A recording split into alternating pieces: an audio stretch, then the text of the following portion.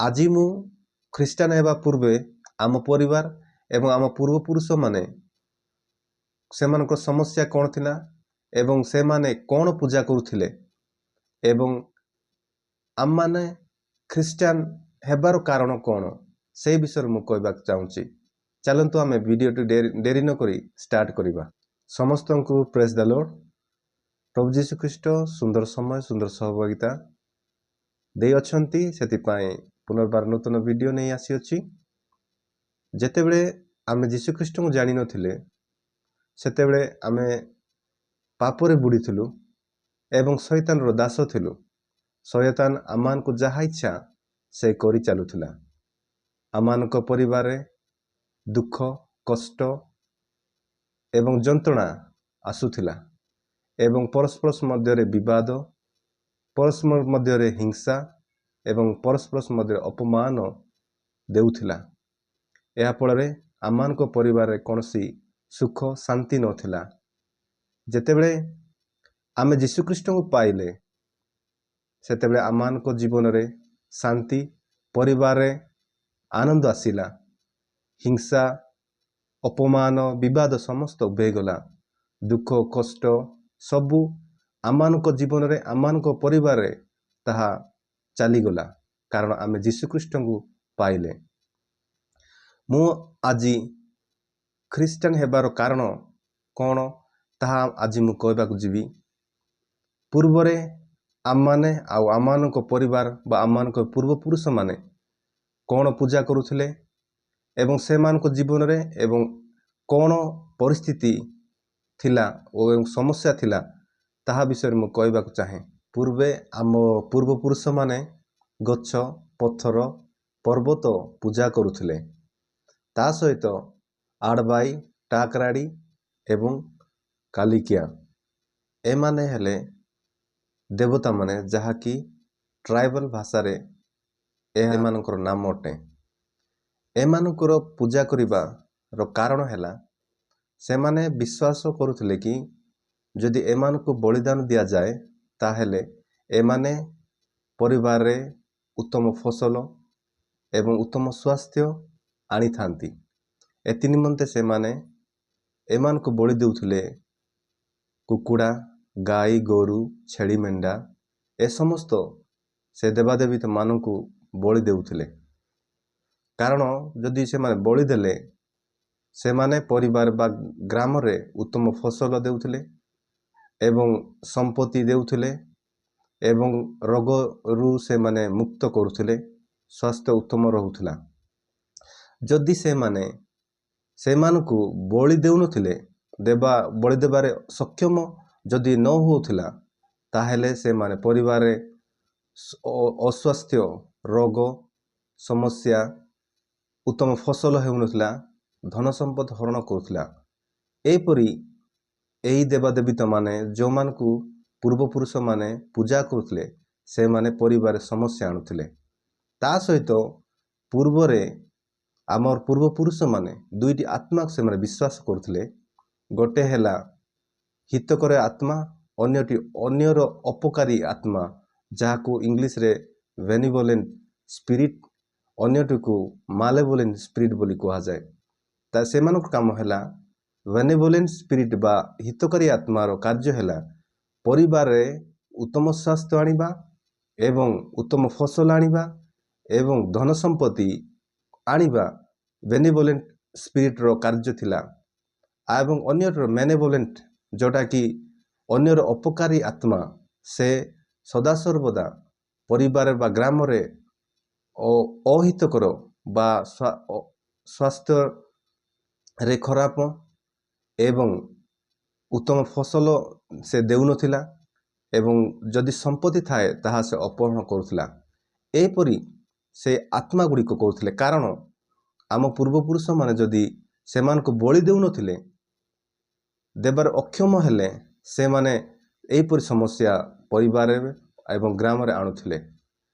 ए समस्या से देवादेवी माने समस्त आणुथिले एवं पूर्वपुरुष माने वर्षक दुईटी पर्व पालुथिले। प्रथम पर्व हेला पुड़ जात्रा। पुड़ जात्रार କାମ ବା ପୁର ଯାତ୍ରା କରିବାର ଅର୍ଥ ହେଲା ଯଦି ସେମାନେ ମଇଁଷିକି ବଳି ଦେଲେ ଗ୍ରାମରେ ଉତ୍ତମ ଫସଲ ହେଉଥିଲା, ଗ୍ରାମରେ ସ୍ୱାସ୍ଥ୍ୟ ଭଲ ରହୁଥିଲା, ଗ୍ରାମ ଲୋକମାନେ ଉତ୍ତମ ଭାବରେ ସେମାନେ ଧନ ସମ୍ପତ୍ତି ଅର୍ଜନ କରୁଥିଲେ। ଏଥିପାଇଁ ସେମାନେ ବର୍ଷକୁ ଥରେ ମଇଁଷି ବା ପୁଡ଼କୁ ସେମାନେ ବଳି ଦେଉଥିଲେ। ଦ୍ୱିତୀୟରେ ହେଲା ଗୋରୁ ବା ଗାଈ ସେମାନେ ବଳି ଦେଉଥିଲେ, କାରଣ ବର୍ଷା ହେବା ନିମନ୍ତେ। ଯଦି ସେଇ ବର୍ଷ ସେମାନେ ବଳିଦାନ ନ ଦିଅନ୍ତି ତାହେଲେ ବର୍ଷା ଭଲ ଭାବରେ ହେଉନଥିଲା, ଯାହାଫଳରେ ଫସଲ ଏବଂ ଅନେକ ସମସ୍ୟା ହେଉଥିଲା। ଏଥିପାଇଁ ସେମାନେ ପ୍ରତ୍ୟେକ ବର୍ଷ ସେମାନେ ବଳି ଦେଉଥିଲେ। ଏହା ଫଳରେ ପ୍ରତ୍ୟେକ ଥର ସେମାନେ ବଳି ଦେବା ନିମନ୍ତେ ସକ୍ଷମ ହେଉନଥିଲେ। ପ୍ରତ୍ୟେକ ସମୟରେ ସେମାନେ ଗାଈ ଗୋରୁ ଛେଳି ମେଣ୍ଢା ଏପରି ବଳି ଦେବାରେ ସକ୍ଷମ ସେମାନେ ହେଉନଥିଲେ। ତାହା ଫଳରେ ପରିବାରରେ ଏବଂ ଗ୍ରାମରେ ଗରିବ ମାଡ଼ି ଆସୁଥିଲା, କାରଣ ଧନ ସମ୍ପତ୍ତି ହରଣ ହେଉଥିଲା, ଉତ୍ତମ ଫସଲ ହେଉନଥିଲା। ସେମାନେ ବଳି ଦେଇ ନିଜର ସମସ୍ତ ଗାଈ ଗୋରୁ ଛେଳି ମେଣ୍ଢା ସମସ୍ତ ସେମାନେ ପରିବାରରୁ ସେମାନେ ବଳି ଦେଉଥିଲେ। ଏଥିପାଇଁ ଗ୍ରାମରେ ବା ପରିବାରରେ ଗରିବ ଅବସ୍ଥା ଆସୁଥିଲା। ଦ୍ୱିତୀୟରେ ଖ୍ରୀଷ୍ଟ ଧର୍ମ ଗ୍ରହଣ କରିବାର ଉଦ୍ଦେଶ୍ୟ ହେଲା ଆମ ହିନ୍ଦୁ ସୋସାଇଟି ବା ହିନ୍ଦୁ ଧର୍ମ ଅନୁସାରେ ଆମମାନେ ନୀଚ ଏବଂ ଅଶୁଚି ଜାତି ଭାବରେ ଗଣିତ ହେଲୁ। ଆମମାନେ ଦେବାଦେବୀମାନଙ୍କୁ ଦର୍ଶନ କରିବା ପାଇଁ ମନ୍ଦିର ପ୍ରବେଶ କରିବା ନିମନ୍ତେ ଆମମାନଙ୍କୁ ନିଷେଧ କରାଗଲା। ଏବଂ ହିନ୍ଦୁ ଧର୍ମ ଅନୁସାରେ ମୋକ୍ଷ ତାର ଅର୍ଥ ସାଲଭେସନ ବା ପରିତ୍ରାଣ ପାଇବା ଆମମାନଙ୍କର କୌଣସି ଅଧିକାର ନଥିଲା, କାରଣ ଆମେ ନୀଚ ଜାତି ଅଟୁ। ମୋକ୍ଷ ପାଇବା ନିମନ୍ତେ ହେଲେ ବ୍ରାହ୍ମଣ ହେବା ଆବଶ୍ୟକତା ରହିଥିଲା। କିନ୍ତୁ ହିନ୍ଦୁ ଧର୍ମ ଅନୁସାରେ ମୋକ୍ଷ ବା salvation for the only high caste people ବା ବ୍ରାହ୍ମଣମାନଙ୍କୁ ବା ବଡ଼ ଜାତି ନିମନ୍ତେ। ଏଥିପାଇଁ ଆମମାନଙ୍କୁ ପରିତ୍ରାଣ ପାଇବା ଏବଂ ବା ସାଲଭେସନ ବା ମୋକ୍ଷ ପାଇବା ନିମନ୍ତେ ହିନ୍ଦୁ ଧର୍ମ ଅନୁସାରେ ଆମେ କୌଣସି ଆମର ଅଧିକାର ନଥିଲା। ତା ସହିତ ହିନ୍ଦୁ ସୋସାଇଟିରେ ଆମମାନଙ୍କୁ କୌଣସି ଅଧିକାର ବା ରାଇଟ୍ ନାହିଁ, ଯାହାଫଳରେ ଆମେ କୌଣସି ବିଷୟକୁ ଆଚିଭ୍ କରିପାରିବୁ। According to the Hindu society, we are downtrodden and untouchable people. Because of that, we cannot achieve salvation according to the Hindu religion. ସେଥିପାଇଁ ଆମମାନଙ୍କୁ ଧର୍ମ ପରିବର୍ତ୍ତନ କରିବା ନିମନ୍ତେ ଆବଶ୍ୟକତା ହେଲା। ସେଥିପାଇଁ ଆମମାନେ ଖ୍ରୀଷ୍ଟ ଧର୍ମ ଗ୍ରହଣ କଲୁ। ଖ୍ରୀଷ୍ଟ ଧର୍ମ ଗ୍ରହଣ କରିବା ଉଦ୍ଦେଶ୍ୟ ଖ୍ରୀଷ୍ଟିଆନ ମାନଙ୍କଠାରେ ଆମେ କୌଣସି ଏପରି ଭେଦଭାବ ଉଚ୍ଚ ନୀଚ ପାଇଲୁ ନାହିଁ, ଯାହାଫଳରେ ଆମେ ସେହି ଧର୍ମ ଗ୍ରହଣ କରିବା ପାଇଁ ଇଚ୍ଛୁକ ହେଲୁ। ଏବଂ ଆମମାନେ ଖ୍ରୀଷ୍ଟ ଧର୍ମ ଗ୍ରହଣ କରିବାର କାରଣ ହେଲା ଖ୍ରୀଷ୍ଟିଆନ ମାନଙ୍କଠାରେ କୌଣସି ଭେଦଭାବ ଉଚ୍ଚ ନୀଚ ଏବଂ ସେମାନେ ସମସ୍ତଙ୍କୁ ସମାନ ଭାବରେ ଦେଖନ୍ତି। ଏହା ଆମମାନଙ୍କୁ ହୃଦୟକୁ ବା ଆମମାନଙ୍କ ମନକୁ କିଣି ନେଲା। ଏଥି ନିମନ୍ତେ ଆମମାନେ ଖ୍ରୀଷ୍ଟ ଧର୍ମ ଗ୍ରହଣ କଲୁ। ଖ୍ରୀଷ୍ଟ ଧର୍ମ ଗ୍ରହଣ କରିବାର ଉଦ୍ଦେଶ୍ୟ ମଧ୍ୟ ଏହା, କାରଣ ଆମମାନେ ଅଯଥାରେ ଯେଉଁମାନେ ଦେବତା ନାହାନ୍ତି, ଯେଉଁମାନେ ଦେବତା ନୁହନ୍ତି, ସେମାନଙ୍କୁ ଆମେ ପୂଜା କରୁଥିଲୁ। କାରଣ ସେମାନେ ଦେବତା ଯଦି ହେଇଥାନ୍ତା ଆମମାନଙ୍କର ପରିବାରରେ ଆମମାନଙ୍କ ଜୀବନରେ କୌଣସି ସମସ୍ୟା ଆଣିନଥାନ୍ତା। ସେଥିପାଇଁ ସେମାନେ ଆମମାନଙ୍କ ଜୀବନରେ ବା ଆମମାନଙ୍କ ଅନୁସାରେ ଆମମାନଙ୍କ ଦ୍ୱାରା ସେମାନେ ଦେବତା ନୁହନ୍ତି। ସେଥିପାଇଁ ଖ୍ରୀଷ୍ଟ ଧର୍ମ ଏକ ସତ୍ୟ ଧର୍ମ, ଯାହା ଆମେ ପାଇପାରିଲୁ। ଆମମାନେ ବାକ୍ୟ ଅନୁସାରେ ଦେଖିବା, ତାହା ହେଲା ଯୋହନ ପୁସ୍ତକ 3:15-17 ପର୍ଯ୍ୟନ୍ତ ଆମେ ଦେଖିବା। ଆଜି ମୁଁ ଆପଣମାନଙ୍କୁ ପଢ଼ି ଶୁଣାଇବାକୁ ଚାହେଁ। ଏଠାରେ ଏପରି ଲେଖା ଅଛି, ଯେ କେହି ତାହାଙ୍କଠାରେ ବିଶ୍ୱାସ କରେ ସେ ଅନନ୍ତ ଜୀବନ ପ୍ରାପ୍ତ ହୁଏ। କାରଣ ଈଶ୍ୱର ଜଗତକୁ ଏଡ଼େ ପ୍ରେମ କଲେ ଯେ ସେ ଆପଣ ଅଦ୍ୱିତୀୟ ପୁତ୍ରକୁ ଦାନ କଲେ, ଯେପରି ଯେ କେହି ତାହାଙ୍କଠାରେ ବିଶ୍ୱାସ କରେ ସେ ବିନଷ୍ଟ ନ ଅନନ୍ତ ଜୀବନ ପ୍ରାପ୍ତ ହୁଏ।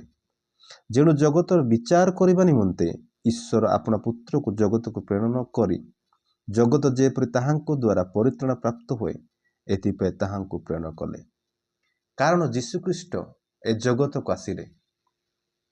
ପରମେଶ୍ୱର ଆପଣ ଅଦ୍ୱିତୀୟ ପୁତ୍ରକୁ ଏ ଜଗତକୁ ପ୍ରେରଣ କଲେ, ଯାହାଫଳରେ ସେ ଆମମାନଙ୍କର ପାପ ନିମନ୍ତେ ସେ ଜଗତକୁ ଆସି ନିଜେ ମୃତ୍ୟୁବରଣ କଲେ ଏବଂ ତାହା ବହୁମୂଲ୍ୟ ରକ୍ତ ଦ୍ୱାରା ଆମମାନଙ୍କର ପାପ ସବୁ ଧୋଇଲେ ଏବଂ ଆମମାନଙ୍କରୁ ସେ ନିଜର ସନ୍ତାନ କଲେ।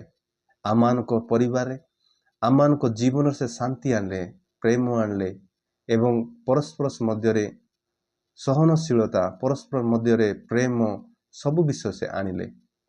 ଆଗରେ ଆମମାନଙ୍କ ଜୀବନରେ, ଆମମାନଙ୍କ ପରିବାରରେ, ଆମମାନଙ୍କର ପୂର୍ବପୁରୁଷମାନଙ୍କ ଠାରେ ଯେଉଁ କଷ୍ଟ, ଅପମାନ, ନିନ୍ଦା ଏ ସମସ୍ତ ଥିଲା, ତାହା ଆମେ ଯୀଶୁଖ୍ରୀଷ୍ଟଙ୍କୁ ପାଇବା ଦ୍ୱାରା, ପାଇବା ଠାରୁ ଆମମାନଙ୍କ ଜୀବନରେ, ଆମମାନଙ୍କ ପରିବାରରେ ଶାନ୍ତି, ପ୍ରେମ, ଦୟା ଏ ସମସ୍ତ ଆମେ ପାଇପାରିଲୁ ଏବଂ ଆମମାନଙ୍କର ପରିବାରରେ ସମସ୍ତ ବିଷୟ ଚେଞ୍ଜ ହେଲା। ତାହା ଆମେ ଖ୍ରୀଷ୍ଟିଆନ ହେବାରୁ ଆମେ ଅନୁଭବ ଏବଂ ଖ୍ରୀଷ୍ଟିଆନ ହେବା ଦ୍ୱାରା ଆମେ ତାହା ଉପଭୋଗ କରିଛୁ। ଯୀଶୁଖ୍ରୀଷ୍ଟଙ୍କର ସେ ପ୍ରେମ ଜାଣି ଆମେ ଅନ୍ୟ ଜଣଙ୍କୁ ଏବଂ ପରସ୍ପର ମଧ୍ୟରେ ଆମେ ପ୍ରେମ କରୁଅଛୁ। ଏଥି ନିମନ୍ତେ ଆମେ ଖ୍ରୀଷ୍ଟ ଧର୍ମ ଗ୍ରହଣ କଲୁ। କାରଣ ଯେତେବେଳେ ଆମେ ହିନ୍ଦୁ ଥିଲୁ, ଯେତେବେଳେ ହିନ୍ଦୁ ଧର୍ମ ଗ୍ରହଣ କରୁଥିଲୁ, ସେତେବେଳେ ଆମମାନଙ୍କର ଅନେକ ସମସ୍ୟା ଥିଲା, ଆମମାନଙ୍କର ଦୁଃଖ, ଆମମାନଙ୍କ ପରିବାରରେ କଷ୍ଟ, ରୋଗ ବ୍ୟାଧି ସମସ୍ତ ଥିଲା। ଯେତେବେଳେ ଆମେ ଯୀଶୁଖ୍ରୀଷ୍ଟଙ୍କୁ ଗ୍ରହଣ କଲୁ ଏବଂ ଖ୍ରୀଷ୍ଟିଆନ ହେଲୁ, ସେ ସମୟ ଠାରୁ ସମସ୍ତ ବିଷୟ ଚେଞ୍ଜ ହେଲା। ଆମମାନଙ୍କର କଥା, ଆମମାନଙ୍କର ଭାଷା, ଆମମାନଙ୍କର ଚାଲିଚଳନ, ଆମମାନଙ୍କର ନୀତିଦିନିଆ କର୍ମ ସମସ୍ତ ଚେଞ୍ଜ ହେଲା। ଆମମାନଙ୍କ ଜୀବନରେ ନୂତନ ସ୍ୱଭାବ, ନୂତନ ଜୀବନ ଆରମ୍ଭ ହେଲା। ବାକ୍ୟରେ ଏପରି ଲେଖା ଅଛି, ଯେ କେହି ଯୀଶୁଖ୍ରୀଷ୍ଟଙ୍କୁ ବିଶ୍ୱାସ କରନ୍ତି ସେମାନେ ଅନନ୍ତ ଜୀବନ ପ୍ରାପ୍ତ ହୁଅନ୍ତି। କାରଣ ପରମେଶ୍ୱର ଆମମାନଙ୍କୁ ଏତେ ପ୍ରେମ କଲେ ଯେ ନିଜର ପୁତ୍ରଙ୍କୁ ଆମ ନିମନ୍ତେ ପ୍ରେରଣ କଲେ। ଯେଉଁମାନେ ଯୀଶୁଖ୍ରୀଷ୍ଟଙ୍କୁ ବିଶ୍ୱାସ କରନ୍ତି ସେମାନେ ଅନନ୍ତ ଜୀବନ ପ୍ରାପ୍ତ ହୁଅନ୍ତି। ସେମାନେ ବିନାଶରୁ ମୁକ୍ତ ହୁଅନ୍ତି, ସେମାନେ ଅନନ୍ତ ମୃତ୍ୟୁରୁ ମୁକ୍ତ ହୁଅନ୍ତି, ସେମାନେ ବରଂ ଅନନ୍ତ ଜୀବନ ପ୍ରାପ୍ତ ହୁଅନ୍ତି।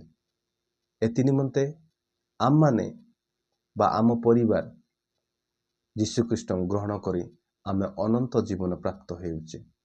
ଯୀଶୁଖ୍ରୀଷ୍ଟଙ୍କ ନାମରେ ଆମେ ତାହାର ସନ୍ତାନ ହେବା ନିମନ୍ତେ ଯୋଗ୍ୟ ହେଉଛୁ।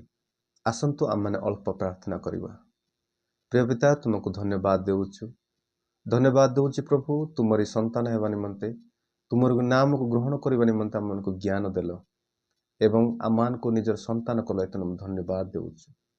ବିଶେଷ ପ୍ରାର୍ଥନା କରୁଛୁ ଏ ବାକ୍ୟ ନିମନ୍ତେ ଏବଂ ପ୍ରଭୁ ଯେଉଁମାନେ ଏପର୍ଯ୍ୟନ୍ତ ତୁମକୁ ଜାଣିନାହାନ୍ତି, ତୁମକୁ ବିଶ୍ୱାସ କରିନାହାନ୍ତି, ଅନ୍ଧକାରରେ ବୁଡ଼ି ଅଛନ୍ତି, ଯେଉଁମାନେ ଦେବତା ନାହାନ୍ତି ସେମାନେ ପୂଜା କରୁଛନ୍ତି ଆମମାନଙ୍କ ଭଳି, ଓ ପ୍ରଭୁ ସେମାନଙ୍କୁ ତୁମେ କଥା କୁହ, ସେମାନଙ୍କ ହୃଦୟରେ ତୁମେ କଥା କୁହ ଏବଂ ଦେବର ସେମାନେ ତୁମକୁ ସତ୍ୟତା, ତୁମକୁ ସତ୍ୟ ଈଶ୍ୱର ଭାବରେ ସେମାନେ ଗ୍ରହଣ କରିବେ, ତୁମେ ସାହାଯ୍ୟ କର ପ୍ରଭୁ। ସମସ୍ତ ବିଷୟକୁ ତୁମ ହସ୍ତ ଦେଇ ପ୍ରିୟ ପ୍ରଭୁ ଯୀଶୁଖ୍ରୀଷ୍ଟଙ୍କ ନାମ ମାଗୁଅଛି, ଆମେନ୍।